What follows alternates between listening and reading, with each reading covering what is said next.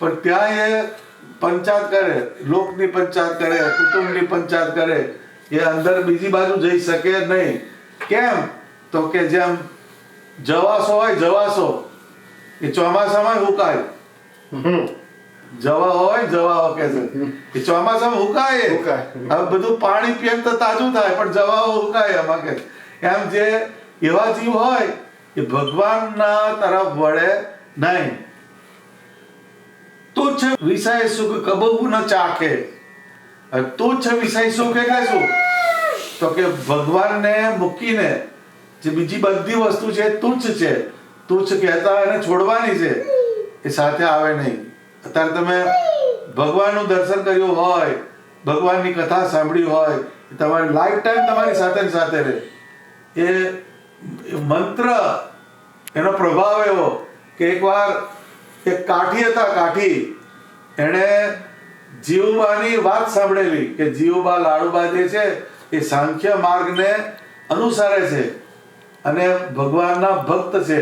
એને કેવો સાંખ્ય માર્ગ પાડ્યો કે દાદા ખાચર અને જીવબા બેવ ભાઈ બહેન થાય, પણ એના 5 ફૂટનું ડિસ્ટન્સ રાખે, સ્પર્શ નહીં કરવાનો.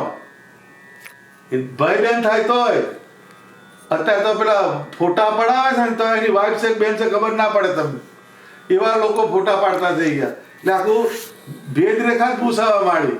પણ એ એની અંદર પંચ વિષયના સુખને બહાર કાઢી નાખેલું. અને દાદા ખાચર ને બે ભાઈ બહેન થાય તો પણ સ્પર્શ નહીં, 5 ફૂટનું ડિસ્ટન્સ. જેમ કે એ આવું એનું વર્તમાન હતું. તો એ કાઠીને એવું થયું કે એમના દર્શન કરવા જ મારે કે આવા કળિયુગમાં આવા સ્ત્રી પુરુષ જોવા મળે નહીં. એટલે પછી એ તો આયા ત્યાં આગળ, પણ જીવબા કોઈને પર પુરુષને જોતા નહીં. વચ્ચે ઓઝલ નાખી પડદો.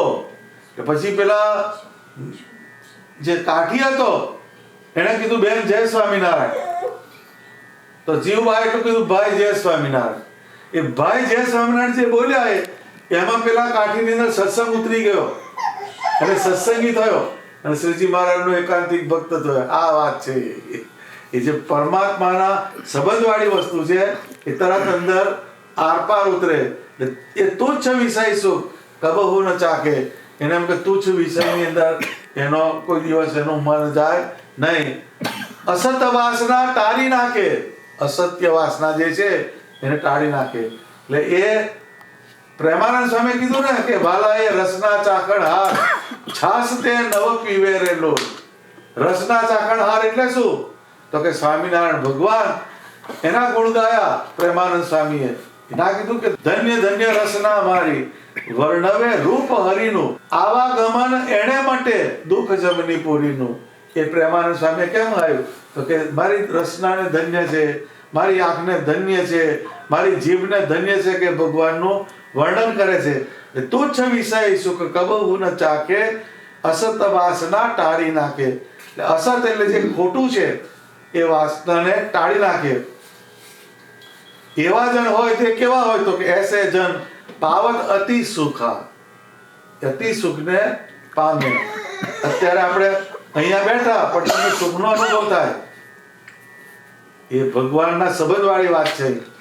એ તમને અંદરથી સુખ કરે ને એ જે ભગવાનના ચરણ, અત્યારે તમે ચરણની નજીક બેઠા, ચરણ જ કહેવાય ના, એની નજીક બેઠા આપણે, તો એવા જે જન પાવન અતિ સુખા, એને અતિશય સુખ થાય. અક્ષરધામ જાત તજી દુઃખા. આ દુઃખમય છે, આ તો દુઃખનો દરિયો જ. આ તો આપણે એનું એનાલિસિસ ના એટલે પણ સંસાર કીધો એટલે દુઃખનો દરિયો. ઊંટના ઢેકા જેવો કીધો કે છે. ઊંટનો ઢેકો હોય તે આગળ ના બેહાય, પાછળ ના વચ્ચે તો બેહાય ને. અમુરકું ઉપર કાઠો કરે તારે બેહાય. એમાં સંસારની અંદર આ વ્યવહાર જે છે એમાં સત્સંગ હોય તો જ વ્યવહાર પાત્રો પડે, બાકી તમને રડાવે. એ દૂર ઊંટના ઢેકા જેવો કીધો વ્યવહાર, ઊંટિયાનો ઢેકો. એટલે એમ કે એવો જે હોય કે જે ભગવાનના ચરણારવિંદની નજીક રહેતો હોય એ અતિ પાવત સુખા, એને અતિશય સુખની પ્રાપ્તિ થાય. અક્ષરધામ જાત તજી દુઃખા.